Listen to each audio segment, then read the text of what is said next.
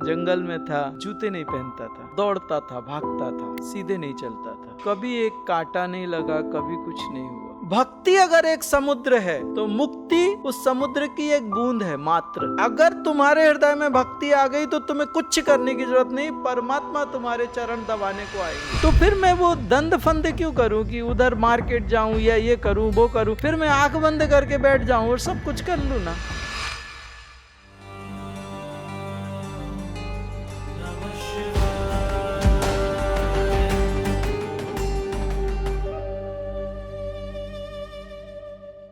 भक्ति योग एक ऐसी चीज है, भक्ति हर किसी के हृदय में आती नहीं है, और जिसके हृदय में भक्ति आ गई उसको कुछ करने की जरूरत नहीं है, भगवान उसके पीछे भागता है। भक्ति जो होती है ना, भक्ति हृदय में प्रज्वलित होती नहीं है। भक्त का क्या मतलब है? विष का प्याला हंसते हंसते पी गई मीरा, वो भक्ति है। आपसे कोई कहे कि पी लो। भक्ति अगर एक समुद्र है तो मुक्ति उस समुद्र की एक बूंद है मात्र। अगर तुम्हारे हृदय में भक्ति आ गई तो तुम्हें कुछ करने की जरूरत नहीं, परमात्मा तुम्हारे चरण दबाने को आएंगे। इसलिए भक्ति की बात ही मत करो। कलयुग में वो मिलना बहुत मुश्किल है, फिर उसके लिए शुद्ध होना पड़ेगा उतना, और उससे प्रेम करना पड़ेगा, और इतना प्रेम करना पड़ेगा कि उस प्रेम में अपने आप को मिटा देना पड़ेगा। जब आप अपने आप को मिटाते हो तो वो तुम्हें रोकने को आता है, अरे मत करो।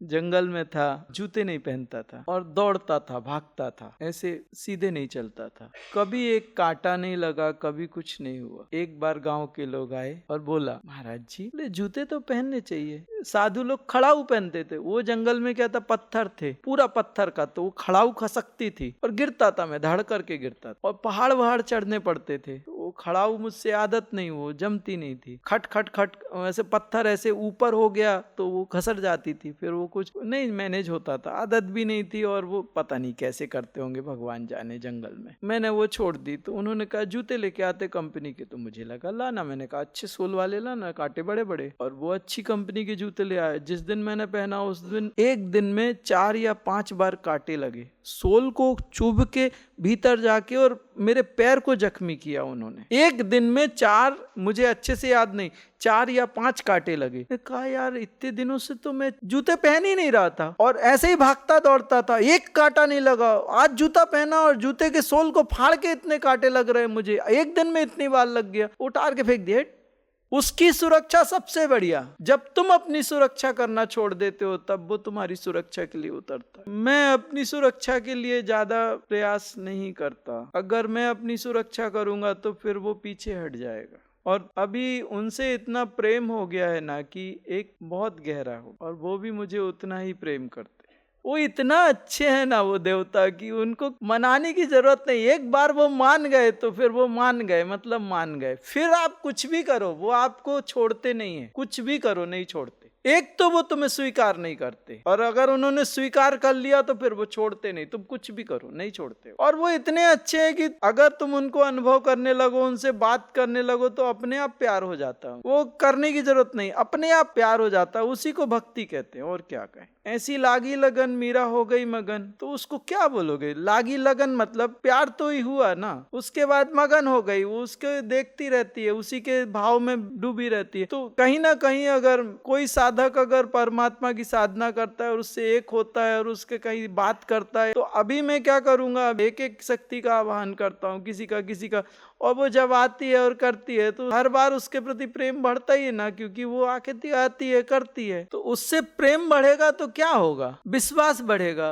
उसके प्रति, एक हमारी आस्था लगातार और ज्यादा गहरी होती जाएगी, और वो एक समर्पण होता है। और मुझे मालूम है कि वो नहीं होने देंगे कुछ, वो संभाल लेते हैं। अभी भी बोलते हैं ऐसा मत करना, वो ऐसा कर देगा। आप लोगों में से कई लोग ऐसे आते हैं ना, ऐसा मत करना, वो ऐसा कर देगा। वो बताते हैं आके कहीं कोई गड़बड़ा अगर आ गया ना, कुछ ऐसा होता है, उससे बच के रहना। वाणी नहीं है उनकी, वो अलग उनकी एनर्जी में बात करते हैं वो, लेकिन वो उसमें एक वो आता है कि यार देखो कितनी चिंता है, वो अपने आप आता है। वो चीज जब तुम्हारे अंदर आने लगी और उनके साथ तुम्हारे कम्युनिकेट ट्रांसफॉर्मेशन होने लगेगा तो एक भक्ति अपने आप आने लगती है, फिर उसको लाना नहीं पड़ता। वो एक ऐसी कृपा है कि जब तुम्हारे अंदर आ गई ना तो फिर वो और कुछ की जरूरत नहीं है, लेकिन वो लाई नहीं जा सकती। वो साधना करते करते उनके साथ जब मिलोगे और उनसे बात करोगे तभी पॉसिबल है, क्योंकि जिसको तुमने देखा नहीं, जिससे तुमने बात नहीं की, जिसको तुमने जाना नहीं, उससे तुम प्यार क्या करोगे? बात कठिन, लेकिन अगर आप सोचो ना टेक्निकली, ये मेरी बात आपको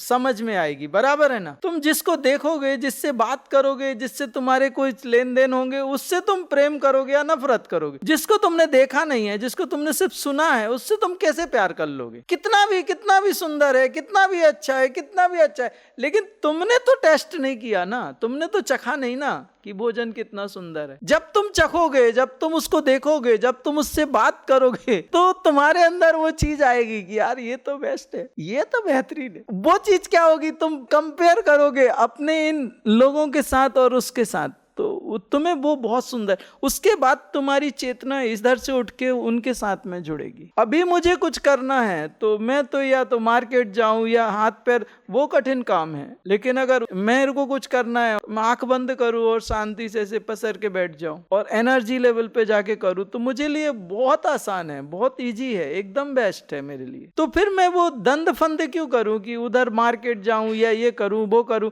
फिर मैं आंख बंद करके बैठ जाऊं और सब कुछ कर लूं ना। स्थिति समझो, आपका संसार कितना कठिन है। अभी जाना हो आपको 100 किलोमीटर, तो कितनी ट्रैफिक है, ये है वो है वो है, और अगर आंख बंद करके शांति से, और अगर आप मूव कर सकते हो किसी बॉडी से दूसरे शरीर से, तो जाके करके आ जाओ, 1-2 मिनट नहीं लगेंगे, क्या तकलीफ है उसमें? तो फिर आप फिजिकल क्यों दौड़ोगे? जब आप अपनी दूसरी बॉडी यूज करके वो काम कर सकते हो, तो फिजिकल क्यों दौड़ोगे आप? तो ऐसे चेंजेस होते जाते हैं। वो साधु लोग हमेशा आंख बंद करके पड़े रहते हैं और तुम्हें लगता है वो पड़े हैं, वो कहाँ क्या क्या कर रहे हैं तुम्हें कुछ पता नहीं है। उनका तामझाम खतरनाक है, वो कहाँ है और कितनी जगह है एक साथ, सैकड़ों जगह एक साथ हो सकते हैं, वो हजारों जगह एक साथ हो सकते हैं, क्योंकि जो दूसरे शरीर है वो हजारों हो सकते हैं। प्रॉपर्टी तुम्हारे पास भी उतनी है, लेकिन तुम यूज नहीं करते। ये सैमसंग के टैब्स पड़े, बहुत सारे कुछ उसमें फीचर्स हैं, मुझे आता ही नहीं है यूज करना। ये बोर्ड है, इसमें बहुत सारे फीचर्स हैं, हाईटेक है वो, बहुत उसमें बहुत कुछ है, मुझे आता ही नहीं यूज करना। ऐसे ही तुम्हारे अंदर बहुत कुछ है,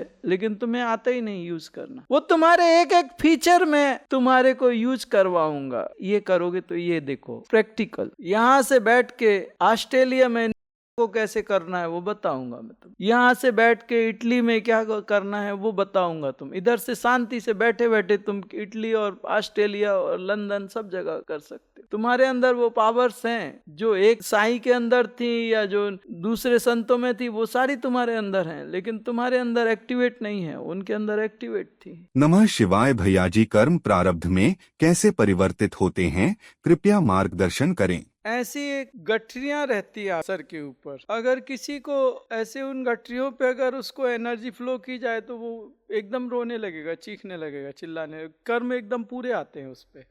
ऐसे कर्म रहते हैं, कहते हैं ना कर्मों की गठरी सर पे लेके, तो ऐसे कर्म एक एक जन्म के गठरियां रहती हैं। स्पाइनल कार्ड ये सर के ऊपर जाती है थोड़ी ऊपर, तो उससे कर्म जो रहता है वो आते हुए ऐसे धीरे धीरे नीचे खिसकते हैं। इसमें क्या होता है, वो चक्रों में आने लगते हैं और चक्रों में आके वो प्रोसेस में आ जाते हैं। तो वो बीज जमीन के नीचे जाता है तो कैसे उसके अंदर प्रोसेस होती है, पानी जाने के बाद में वो बीज फूट जाता है, फिर उसमें से एक छोटा सा रोपा निकलता है, फिर पौधा बनता है। और कर्म ऐसे बनते हैं कि आपने किसी से दोस्ती की, सतोगुणी रजोगुणी तमोगुणी मारा मारी करी, जब वो कर्म पहले चक्र में आता है, हम चक्र इसके नाम नहीं बता रहे, वो सीक्रेट्स हैं और अभी आपको नहीं बताने चाहिए।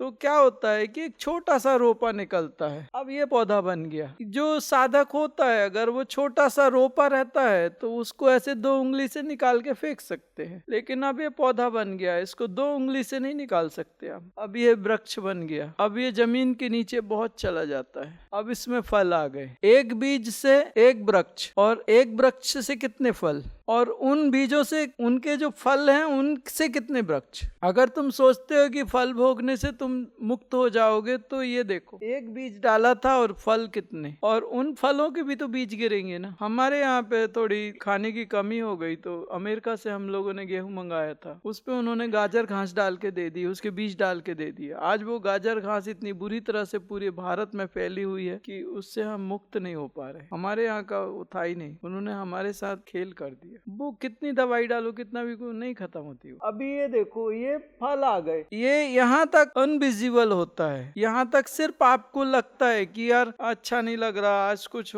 ठीक नहीं लग रहा, आज थोड़ी प्रॉब्लम है, आज कुछ, क्योंकि वो कर्म तुम्हारे मस्तिष्क पे आके अपना प्रभाव छोड़ता है, उसके संस्कार आते हैं, लेकिन अभी तक वो प्रारब्ध में आया नहीं है। लेकिन अभी फल एकदम प्रारब्ध में आने को तैयार है। यहाँ आ गया कि वो विजिबल हो जाता है, आपको पता चल जाता है फैक्ट्री में आग लग गई, इसका एक्सीडेंट हो गया या इसकी शादी हो गई बेचारे की, वो भी खुश, उसको क्या मालूम, जो भी प्रारब्ध है वो हो गया, अभी वो प्रारब्ध फल आ गया। तो इसमें क्या है, ये अपना शरीर है, इस शरीर में जितना भी जो है वो हमारा है, हमारी मशीनरी से हमारे लिए मुसीबत खड़ी करी जा रही है, हमारे खुद के लिए। जब वो बीज आता है तभी उस बीज को नष्ट कर दिया जाए, या जो रोपा आता है उसको रोपे को नष्ट कर दिया जाए, तो इतना हमारे जीवन में पीड़ा और कष्ट क्यों आए। अब बड़ी बात एक है कि हमारी जो स्थिति होती है वो नीचे मूलाधार में होती है। मूलाधार मीन्स 5 एलिमेंट्स, मूलाधार मीन्स 5 एलिमेंट्स,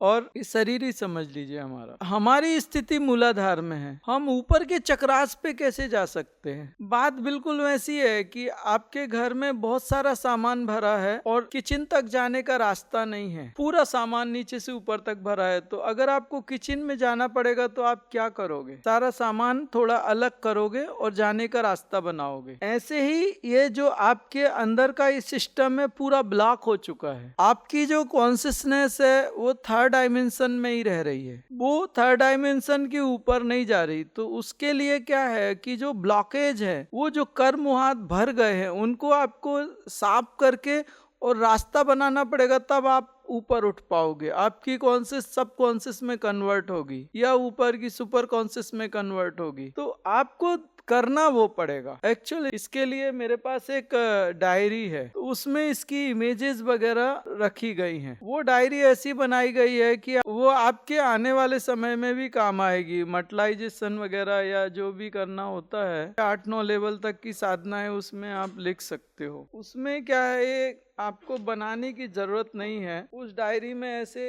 ये सब बने रहते हैं। इनके पेटल्स पे आप जो मंत्र वगैरह रहता है या जो भी रहता है, तो आप इसमें एरो मार्क करके यहाँ लिख सकते हो। और इसमें लेवल 1 लेवल 2 आपके जितने भी सेशंस हैं वो उसके हिसाब से, ये लेवल 2 का है, फिर लेवल 3 का है, ऐसे, और लेवल 4 5 6 में दूसरे चक्रास पे, फिर ये महामृत्युंजय या इस पे साधना है, श्री चक्र पे है, मटलाइजेशन है, तो इसमें इमेजेस दी गई है वो। लेकिन इसको हमने ऐसा बनाया है कि जो आप लिखोगे मटलाइज हो जाएगा, वैसे होता है। तो इसमें आप नेगेटिव कुछ नहीं लिख सकते। आप ये नहीं लिख सकते हमारे पेट में दर्द था और हमने साधना करी तो दर्द ठीक हो गया। आपको लिखना पड़ेगा कि हमने ये साधना करी और हमारा पेट एकदम हल्का हो गया और एकदम व्यवस्थित हो गया और बहुत अच्छा लगा, अच्छा परिणाम आया। डाइजेशन सिस्टम के लिए ऊर्जा बहुत बेहतरीन है। एक्चुअल क्या होता है, जो हायर डायमेंशन होता है उसमें पास्ट और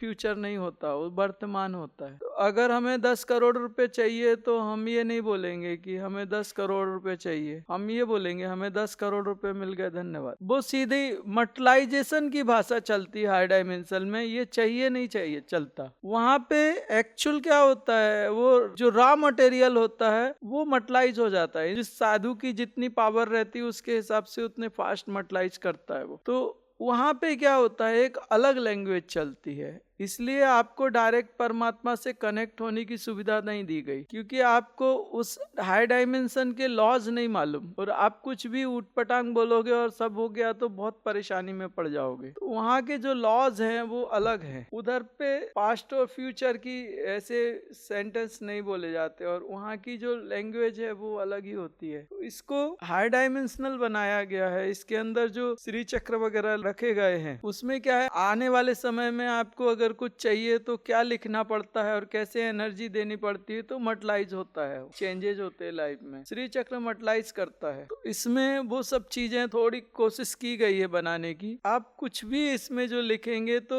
यहाँ पे ना लिखें, आराम से घर जाके शांति से पॉजिटिव और उसको समझें कि क्या लिखना है।